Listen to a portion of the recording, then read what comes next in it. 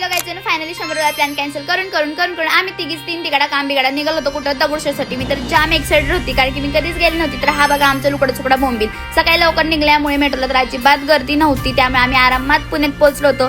गेल्या आम्ही फर्स्ट काढला होता स्नॅप. म्हणजे ते एंट्री केली, मला जिकडे बघल तिकडे नुसतं फुलं दिसत होती. रविवार असल्यामुळे इथूनच जाम गर्दी होती. आम्हाला असं होतं की आमचं दर्शन होतंय की नाही, पण गेस करा आमचं दर्शन फक्त 10 मिनिटात झालेलं होतं.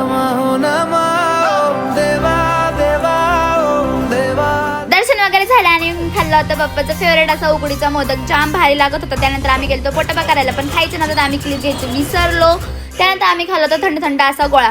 जाम ऊन होतं त्यामुळे ते थंड खाण्याची क्रेविंग होत होती. खाताना पण आमची मस्ती चालूच होती. खाऊन वगैरे झालं त्यानंतर आम्ही घेतलं काहीतरी सामान आणि आपल्या शेवटीने बघा काय लुबुबू बघत होती.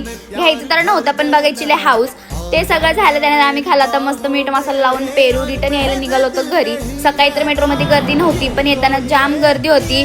आम्ही असं चेंबून आलो होतो पार. त्यात ऊन जाम चिडचिड होती. असं होतं कधी घरी जाईन, पण रिक्षावाल्याचं काहीतरी वेगळंच ऐकलं.